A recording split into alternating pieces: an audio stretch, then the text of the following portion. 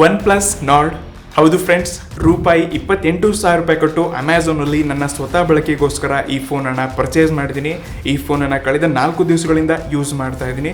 ಇಷ್ಟಲ್ಲದೆ OnePlusನವರು ತುಂಬ ಸ್ಮಾರ್ಟ್ ಆಗಿ ಈ ಫೋನನ್ನು ಬಿಲ್ಡ್ ಮಾಡಿದ್ದಾರೆ. ಸೊ ನಾವು ಕೂಡ ಸ್ಮಾರ್ಟ್ ಆಗಿ ಈ ಫೋನಲ್ಲಿ ಏನು ಚೆನ್ನಾಗಿಲ್ಲ, ಏನು ಚೆನ್ನಾಗಿದೆ, ಯಾರು ಈ ಫೋನ್ನ ಕೊಂಡ್ಕೊಳ್ಬೇಕು, ಯಾರು ಈ ಫೋನ್ನ ಕೊಂಡ್ಕೊಳ್ಬಾರ್ದು, ಇದ್ರ ಬಗ್ಗೆ ಕಂಪ್ಲೀಟ್ ಡೀಟೇಲ್ ಮಾಹಿತಿನ ಕನ್ನಡದಲ್ಲಿ ಆನೆಸ್ಟ್ ಆಗಿ ತಿಳಿಸ್ಕೊಡ್ತಾ ಇದೀವಿ. ನೀವು ಇನ್ನಷ್ಟು ನಮ್ಮನ್ನ ಬೆಳೆಸಬೇಕು, ನಮ್ಮನ್ನ ಸಪೋರ್ಟ್ ಮಾಡಬೇಕು ಅನ್ಕೊಂಡಿದ್ದೀರಾ ಅಂತಂದ್ರೆ ದಯವಿಟ್ಟು ನಮ್ಮನ್ನ ಟೆಲಿಗ್ರಾಮ್ ಅಲ್ಲಿ ಫಾಲೋ ಮಾಡಿ. ಲಿಂಕ್ ಅನ್ನ ಡಿಸ್ಕ್ರಿಪ್ಷನ್ ಕೊಟ್ಟಿರ್ತೀನಿ. ಅಲ್ಲಿ ತುಂಬಾ ಆಫರ್ಸ್ಗಳು, ಜನರಿಗೆ ಯೂಸ್ ಆಗುವಂತ ವಿಷಯಗಳು, ವಿಡಿಯೋಗಳಲ್ಲಿ ಹೇಳಬೇಕಾದಂತ ವಿಷಯಗಳನ್ನ ಕೂಡ ಅಲ್ಲಿ ಶೇರ್ ಮಾಡ್ತಾ ಇದ್ವಿ. ದಯವಿಟ್ಟು ಟೆಲಿಗ್ರಾಮ್ ಅಲ್ಲಿ ಫಾಲೋ ಮಾಡಿ, ಸಪೋರ್ಟ್ ಮಾಡಿ.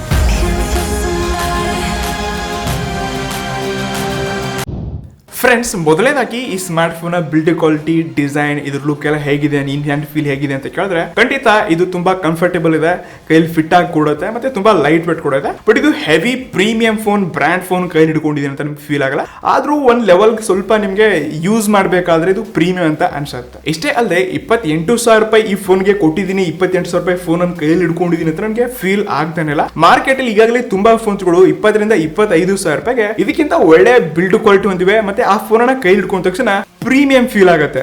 For example Redmi K20 Pro ಆಗಿರಲಿ ಅಥವಾ ರಿಯಲ್ಮಿ X2 ಇದಕ್ಕಿಂತ ಮಚ್ ಬೆಟರ್ ಬಿಲ್ಡ್ ಕ್ವಾಲಿಟಿ ನಾವೆಲ್ಲ ನೋಡ್ತಾ ಇದೀವಿ. ಇನ್ನು ಈ ಫೋನ್ ಅಲ್ಲಿ ಹಿಂದೆ ಮತ್ತೆ ಮುಂದೆ ಎರಡೂ ಕಡೆ ಗೊರಿಲ್ಲಾ ಗ್ಲಾಸ್ 5 ಪ್ರೊಟೆಕ್ಷನ್ ನ ಕೊಡ್ತಿದ್ದಾರೆ. ಇಷ್ಟಲ್ಲದೆ ಸೈಡ್ ಎಜಸ್ ಏನ್ ನೋಡ್ತಾ ಇದ್ವಿ, ಇದು ಮೆಟಲ್ ಫಿನಿಶಿಂಗ್ ಮಾಡಿದ್ದಾರೆ, ಬಟ್ ಇದು ಆಕ್ಚುಲಿ ಪ್ಲಾಸ್ಟಿಕ್ ನ ಬಳಸಿದ್ದಾರೆ. OnePlus 7 ಸೀರೀಸ್ ನಲ್ಲಿ 70 ಸೀರೀಸ್ ನಲ್ಲಿ ಆ ಪ್ರೈಸ್ ರೇಂಜ್ ಅಲ್ಲಿ ನಾವು ಮೆಟಲ್ ಬಾಡಿನ ನೋಡ್ತಾ ಇದ್ವಿ. ಇನ್ನು ಈ ಫೋನ್ ಅಲ್ಲಿರುವಂತಹ ಡಿಸ್ಪ್ಲೇ 6.4 ಇಂಚಸ್ ಇರುವಂತಹ ಫುಲ್ HD+ AMOLED ಪ್ಯಾನಲ್ ಒಂದಿಗೆ 90 Hz ಪ್ಯಾನಲ್ ನೋಡ್ತಾ ಇದ್ವಿ. ಇಲ್ಲಿ ಒಂದು ಬ್ರ್ಯಾಂಡ್ ವ್ಯಾಲ್ಯೂ ಇದೆ. ಈ ಡಿಸ್ಪ್ಲೇ ತುಂಬಾ ಚೆನ್ನಾಗಿದೆ ಅಂತ ಹೇಳ್ಕೋಬಹುದು.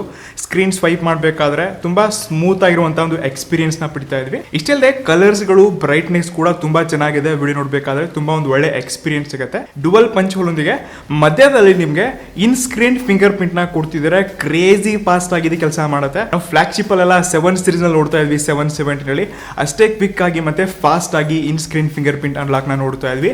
ಇನ್ನು OnePlus ನವರು ಈ ಸ್ಮಾರ್ಟ್ ಫೋನ್ ತುಂಬಾ ಸ್ಮಾರ್ಟ್ ಆಗಿ ಏನೋ ಬಿಲ್ಡ್ ಮಾಡಿದ್ದಾರೆ. ಬಟ್ ಜನ ಇದನ್ನ ಬ್ರ್ಯಾಂಡ್ ಗೆ ವ್ಯಾಲ್ಯೂ ಕೊಟ್ಟು ಈ ಸ್ಮಾರ್ಟ್ ಫೋನ್ ಪರ್ಚೇಸ್ ಮಾಡಕ್ಕೆ ಮುಂದೆ ಆಗ್ತಿದ್ದಾರೆ. ಬಟ್ ಜನ ಗೊತ್ತಿಲ್ಲ ಈ ಸ್ಮಾರ್ಟ್ ಫೀಚರ್ಸ್ ಗಳಲ್ಲಿ ಕೆಲವೊಂದು ಸ್ಮಾರ್ಟ್ನೆಸ್ ಕೂಡ ಕಮ್ಮಿ ಇದೆ.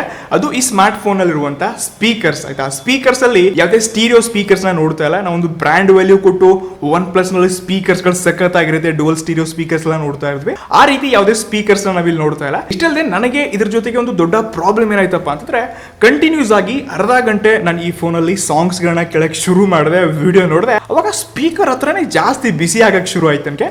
ಸೊ ಇದು ಮೇಜರ್ ಪ್ರಾಬ್ಲಮ್ಸ್ ಗಳಾಗತ್ತೆ. ಸಾಫ್ಟ್ವೇರ್ ಅಪ್ಡೇಟ್ಸ್ ಅಲ್ಲಿ ಫಿಕ್ಸ್ ಆಗ್ಬೋದು, ಏನು ಹೇಳಕ್ಕಾಗಲ್ಲ.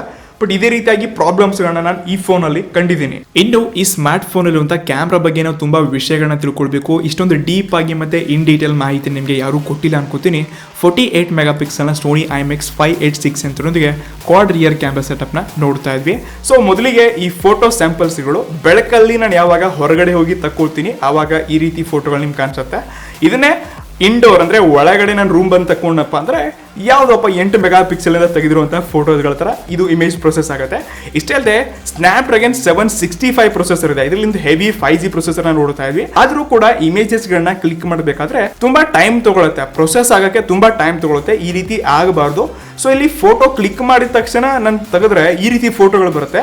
ಫೋಟೋ ಕ್ಲಿಕ್ ಮಾಡಿ 2 ರಿಂದ 3 ಸೆಕೆಂಡ್ ನೀವು ಹಾಗೆ ಹೇಳಿದ್ರೆ ಅವಾಗ ಒಂದು ಕ್ಲಿಯರ್ ಫೋಟೋ ಬರುತ್ತೆ. ಬಟ್ ಇದನ್ನ ನಾವು ಬೇರೆ ಪ್ರೈಸ್ ರೇಂಜ್ ಗೆ ಕಂಪೇರ್ ಮಾಡಿದ್ವಿ, ಬೇರೆ ಫೋನ್ಸ್ ಜೊತೆ ಕಂಪೇರ್ ಮಾಡಿದ್ವಿ ಅಂತಂದ್ರೆ ಇಲ್ಲಿ Samsung M31s ಎಷ್ಟೋ ಮಚ್ ಬೆಟರ್ ಅಂತ ಹೇಳ್ಬಹುದು. ತುಂಬಾ ಕ್ಲಿಯರ್ ವ್ಯೂ ನ ಅಲ್ಲಿ ಕೊಡುತ್ತೆ. ಅದು ನೈಟ್ ಮೂಡ್ ಅಲ್ಲಿ ಕೂಡ ಎಷ್ಟೋ ಪರ್ಫೆಕ್ಟ್ ಫೋಟೋನ M31s ಇದಕ್ಕಿಂತ ಬೆಟರ್ ಕ್ಲಿಕ್ ಮಾಡುತ್ತೆ ಅಂತ ಹೇಳ್ಬಹುದು. ಇಷ್ಟೇ ಸೆಲ್ಫಿ ಕ್ಯಾಮ್ರಾದಲ್ಲಿ ಕೂಡ 32 mega pixel plus 8 mega pixel ನ ಅಲ್ಟ್ರಾ ವೈಡ್ ಸೆನ್ಸರ್ ನೋಡ್ತಾ ಇದ್ವಿ. ಇಲ್ಲಿ ಕೂಡ ಅಷ್ಟೇ ಡೇ ನಲ್ಲಿ ತುಂಬಾ ಒಳ್ಳೆ ಫೋಟೋಗಳು ಬರುತ್ತೆ ಹೊರಗೆ ಬೆಳಕಲ್ಲಿ. ಬಟ್ ಯಾವಾಗ ಇಂಡೋರ್ ಬರ್ತೀರಾ ಆವಾಗ ಕೂಡ ಇಲ್ಲಿ ತುಂಬಾ ನಾಯ್ಸ್ ನ ನೋಡ್ತೀರಾ. ವಿಡಿಯೋಗಳಲ್ಲಿ ಕೂಡ ಸ್ಟೆಬಿಲೈಸೇಷನ್ ಚೆನ್ನಾಗಿದೆ. ಹೀಗಾಗಿ ನಾನು ಈ ಫೋನ್ ಕ್ಯಾಮ್ರಾ ಜೊತೆ ಸ್ಯಾಟಿಸ್ಫೈಡ್ ಇಲ್ಲ. ಕ್ಯಾಮ್ರಾಗೋಸ್ಕರ ಯಾರಿಗೂ ಈ ಫೋನ್ ನಾನು ಸಜೆಸ್ಟ್ ಮಾಡಕ್ ಚಾನ್ಸೇ ಇಲ್ಲ. ಇನ್ನು ಈ ಫೋನ್ ಅಲ್ಲಿ 4110 mAh ಬ್ಯಾಟರಿಯೊಂದಿಗೆ 30 ವ್ಯಾಟ್ ನ ಪವರ್ ಟ್ರನ್ಗೆ ಬಾಕ್ಸ್ ಅಲ್ಲಿ ಕೊಡ್ತಿದ್ರೆ ವ್ಯಾಪ್ ಚಾರ್ಜಿಂಗ್ 3.0 ಸಪೋರ್ಟ್ ಆಗುತ್ತೆ. ಇಲ್ಲಿ ಕೇವಲ 30 ನಿಮಿಷದೊಳಗಡೆ 70% ಚಾರ್ಜ್ ಆಗುತ್ತೆ ಅಂತ OnePlus ನವರು ತಿಳಿಸ್ಕೊಟ್ಟಿದ್ದಾರೆ. ಸೊ ಖಂಡಿತ ಡೇ ಟು ಡೇ ಯೂಸೇಜ್ ಅಲ್ಲಿ ನನಗೊಂದು ಒಳ್ಳೆ ಬ್ಯಾಕಪ್ ಕೂಡ ಸಿಕ್ಕಿದೆ, ಫಾಸ್ಟ್ ಚಾರ್ಜಿಂಗ್ ಕೂಡ ನೋಡ್ತಾ ಇದ್ದೀನಿ. ಸೊ ಇದೊಂದು ಒಳ್ಳೆ ಅಪ್ಗ್ರೇಡ್ ಈ ಪ್ರೈಸ್ ರೇಂಜ್ ಅಲ್ಲಿ ಅಂತ ಹೇಳ್ಕೋಬಹುದು. ಇನ್ನು ಈ ಫೋನ್ ಅಲ್ಲಿರುವಂತ ಮೇನ್ ಹೈಲೈಟ್ ಮತ್ತೆ ನನಗೆ ತುಂಬಾ ಇಂಪ್ರೆಸಿವ್ ಅಂತ ಅನಿಸಿರೋ ಫೀಚರ್ ಅದು ಈ ಸ್ಮಾರ್ಟ್ ಫೋನ್ ನ ಪ್ರೊಸೆಸರ್ Snapdragon 7 5G ಪ್ರೊಸೆಸರ್ನ ನೋಡ್ತಾ ಇದ್ವಿ. ಇದೊಂದು 5G ಫೋನ್ ಇದೆ, ಬಟ್ ಸದ್ಯಕ್ಕೆ ನಾವು ಈ 5Gನ ಸ್ವಲ್ಪ ಸೈಡ್ಗೆ ಇಟ್ಬಿಡೋಣ. ನಮ್ಮ ಭಾರತದಲ್ಲಿ ಇನ್ನೂ 5G ಬಂದಿಲ್ಲ. ಈ ಫೋನಲ್ಲಿರುವಂಥ ಪರ್ಫಾರ್ಮೆನ್ಸ್ ನಂಗೆ ತುಂಬ ಅಂದರೆ ತುಂಬ ಇಷ್ಟ ಆಯಿತು. ನಾನು ಇದರಲ್ಲಿ ತುಂಬ PUBG ಆಟ ಆಡಿದ್ದೀನಿ, ಅದು ಈ ಪ್ರೊಸೆಸರ್ನ ಟೆಸ್ಟ್ ಮಾಡೋಕ್ಕೋಸ್ಕರ. ಟ್ರಸ್ಟ್ ಮೀ, ತುಂಬ ಸ್ಮೂತ್ ಮತ್ತು ತುಂಬ ಒಳ್ಳೆಯ ಗೇಮ್ ಪ್ಲೇನ ನೋಡ್ಕೊಂಡಿದ್ದೀನಿ. ಇಷ್ಟೇ ಯಾವುದೇ ಲ್ಯಾಗ್ ಆಗಿರಲಿ, ಫ್ರೇಮ್ ಡ್ರಾಪ್ಸ್ ಆಗಿರಲಿ, ಅಥವಾ ನಾನು ಏನೋ ಯೂಸ್ ಮಾಡಬೇಕಾದ್ರೆ ಇಶ್ಯೂಸ್ ಆಯಿತು, ಲ್ಯಾಗ್, ಈ ರೀತಿ ಯಾವುದೇ ಪ್ರಾಬ್ಲಮ್ಸ್ಗಳನ್ನ ಇಲ್ಲಿ ಕಂಡಿಲ್ಲ. ನಿಜವಾಗ್ಲೂ ಅದ್ಭುತ ಪರ್ಫಾರ್ಮ್ ಮಾಡುತ್ತೆ. ಇಷ್ಟಲ್ಲದೆ 4 ದಿವಸದಲ್ಲಿ ಈ ಫೋನ್ ಇರುವಂಥ ಪ್ರೊಸೆಸರ್ ಬಗ್ಗೆ ನಾನು ಡೀಪಾಗಿ ನಿಮ್ಗೆ ತಿಳಿಸ್ಕೊಡಲ್ಲ. ಹೀಗಾಗಿ 10 ದಿವಸಗಳ ನಂತರ ಮತ್ತೆ ನಾನು ಈ ಫೋನ್ನ ಯೂಸ್ ಮಾಡಿ ಫುಲ್ ರಿವ್ಯೂನ ನಿಮಗೆ ತಿಳಿಸ್ಕೊಡ್ತಾ ಇದ್ದೀನಿ. ಕಂಪ್ಲೀಟ್ಲಿ ಈ ಫೋನ್ ಇರುವಂಥ ಪ್ರೊಸೆಸರ್ ಅದ್ಭುತ, ನನಗೆ ತುಂಬ ಅಂದರೆ ತುಂಬ ಇಷ್ಟ ಆಯಿತು. ಗೇಮರ್ಸ್ಗೆ ಇದೊಂದು ಬೆಸ್ಟ್ ಫೋನ್ ಅಂತ ಹೇಳ್ಕೋಬಹುದು ಈ ಪ್ರೊಸೆಸರ್ ಒಂದಿಗೆ.